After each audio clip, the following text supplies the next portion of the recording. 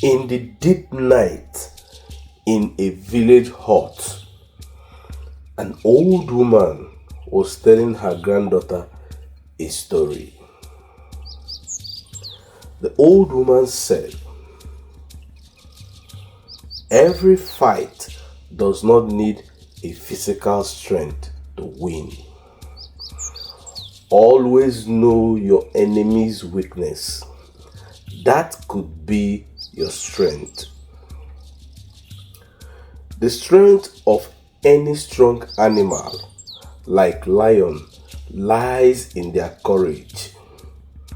That's why they look into your eyes to see the fear in you before they kill you.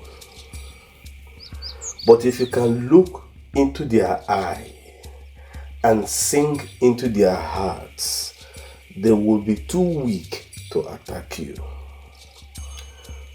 My daughter, be courageous. Life is easy if you understand it. In the heart of the savannah, nestled between golden grasslands and towering baobab trees, lay the peaceful village of UMOJA. The UMOJA people lived in harmony, guided by the wisdom of their elders and protected by the strength of their warriors. But one year, a great shadow fell upon them. A terrible drought dried the rivers. The crops withered. Hunger grew at the village strength. Worse still, whispers spread round the village of a fearsome beast within the strength of a lion, the cunning of a hyena, and the hunger of 1,000 vultures. It crept closer every night. Its glowing eyes watches from the dark, waiting to strike. That beast was named Nubia by the villagers.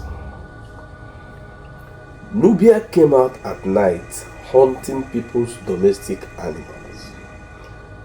Even when the hunters tried to chase it, it went after the hunters who narrowly escaped. Words went to the king. Farmers complained to the king. Even an old woman, while trying to get into the bush, narrowly escaped death. One day, while some farmers were still in the farm, in the evening, farming, Nubia struck and chased the farmers away. But unfortunately, caught up with a little child sitting in the farm while the parents were farming. The farmers, in tears, approached the king crying. This made the king summon the heads of his guards.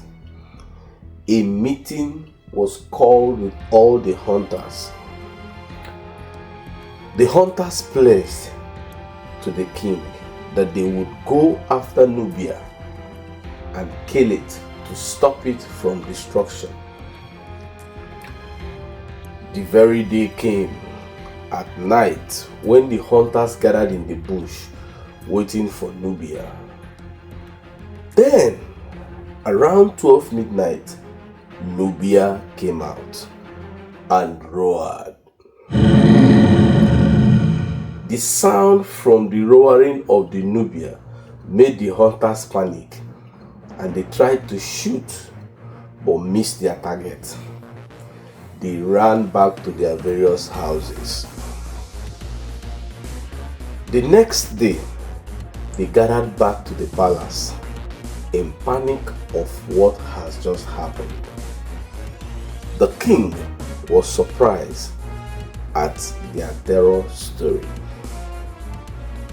The king called on the elders, and no one had an answer. The king sent a message, and a village town crier was sent out to announce to the villagers to always make sure they go in their various houses very early in the day. No more night activities, no more domestic ruling activities at night. Everybody must have to go inside and be locked up.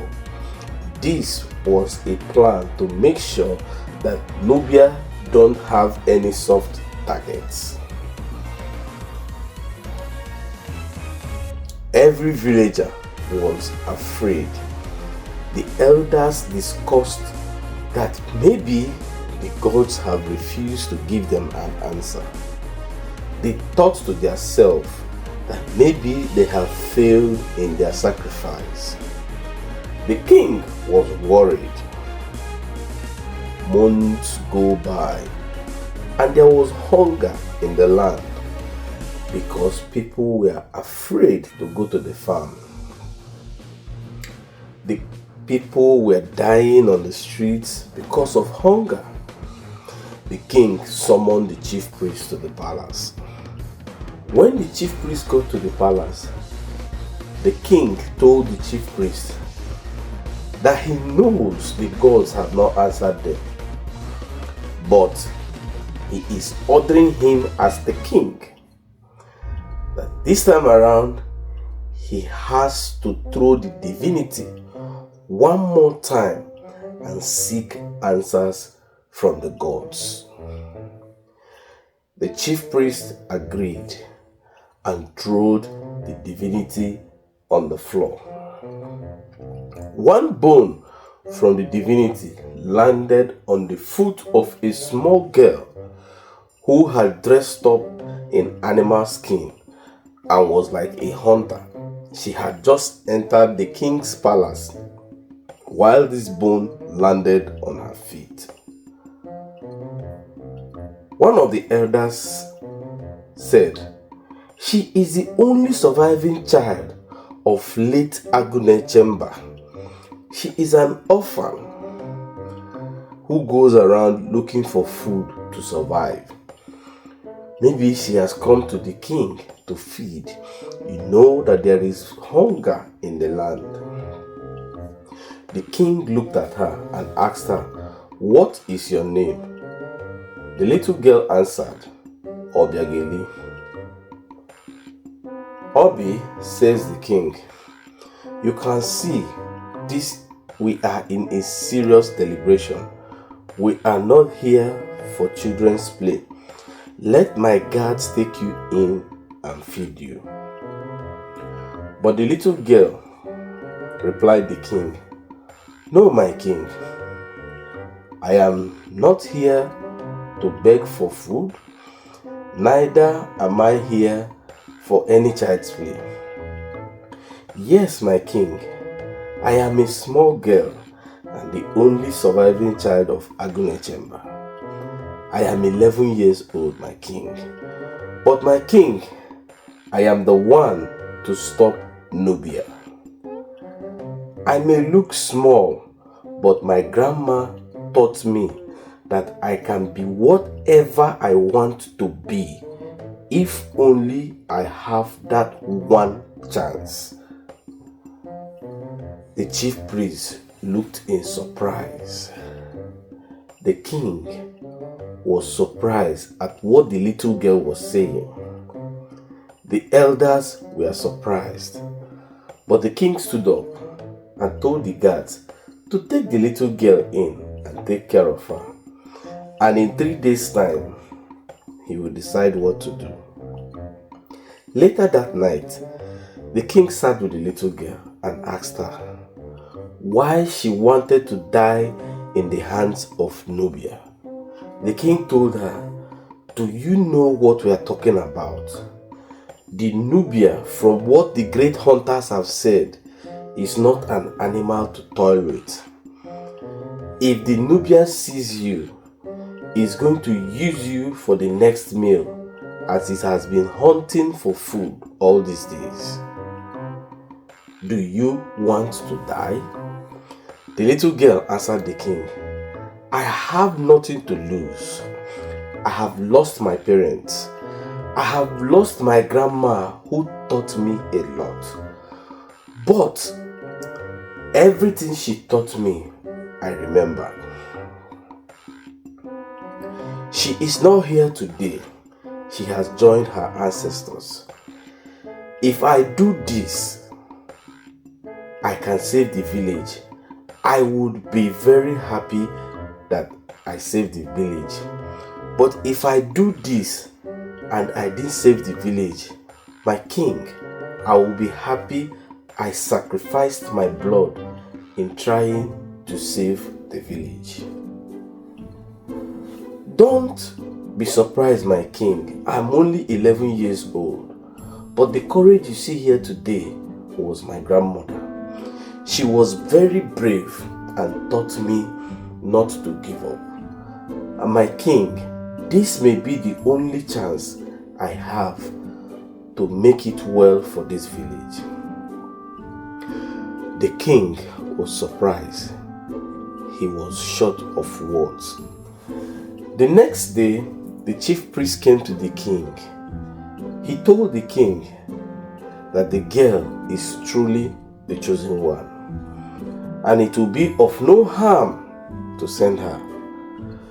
The king was very worried. The next day, the king called out the little girl in front of some villagers and the elders and promised the little girl that if she succeeds where strong men have failed, a new house will be built for her. She will be crowned a royalty, and all the royal privileges will be bestowed on her. But if she fails and survives, she will also get all the royal privilege for daring to make a sacrifice for the village. The little girl Obiageli was very happy, and she braved up and said, my king, I promise to go and deliver the village. That night, she walked into the bush. While she was walking into the bush, she just held her raffle bag, a piece of meat, a honey, and walked to the bush. On her way to the bush, a hunter saw her and stopped her and asked her, little girl, what are you going into the bush to do at this time without a cutlass? Do you know how dangerous this forest is? Obiageli answered, I am the one chosen to go and bring Nubia. The hunter asked her, you are going without a cutlass. How do you want to fight Nubia? Obiageli told the hunter, every fight is not won by the strength, but is won by knowing your enemy's weakness. Today, I know my enemy's weakness. My grandmother's spirit is with me. Please allow me to go and come back with victory. And the hunter wished her well as she marched along. While she got to the bush, she hid behind the elephant grasses and was waiting. Then Nubia came out and roared in a thunderous voice. Obi at first was afraid but courageous. She came out and started singing. While she sang, Nubia roared and walked towards her, but she maintained her focus on Nubia and kept singing melodious, quiet sound, looking at Nubia. The animal stopped and started looking at her. She kept a focused eye contact with Nubia, with her melodious voices coming smoothly at night, melting the heart of the animal. This made the great Nubia, a 6-foot hyena and 5 feet wide, go down and relax, listening to the song from her mouth and the courage of which she sang. Then Obi added the honey on the piece of meat that she had, and also added a little poison and kept that for Nubia to eat. When Nubia was gentle, quiet, looking at her, she even played touching her head. This made Nubia to eat. After eating, it relaxed. Then Obi stood up, entered the bush, and gathered some dried leaves and dried wood and put up a fire beside Nubia. Then Nubia was weak, but immediately he saw the fire, he ran back to the deep bush. Once Obi saw this happen, she knew she had conquered Nubia. Obi turned and went back to the village. The next morning, Obi went to the king. "My lord, I have killed Nubia."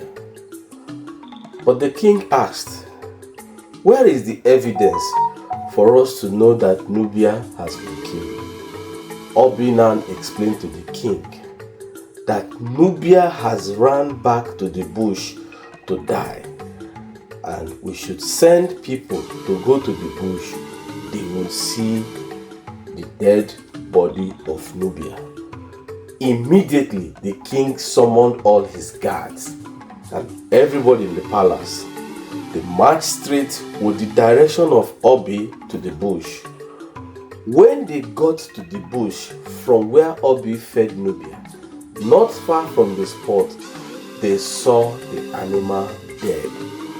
They were so happy, and they lifted Obi on the shoulder and sang praises for what the little girl could do that the hunters could not do. When they got to the palace, the king was so happy and told Obi that all he had promised would be done within 7 days.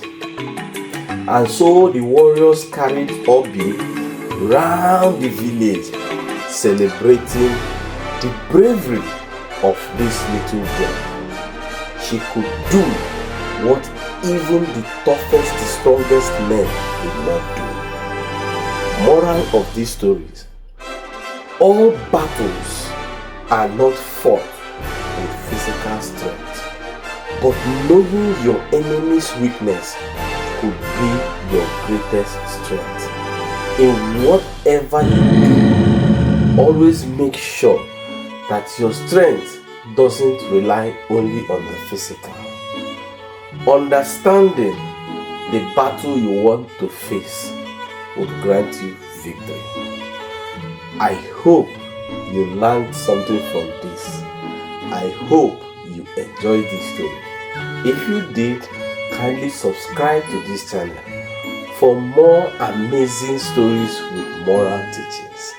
Until I see you next time, be happy.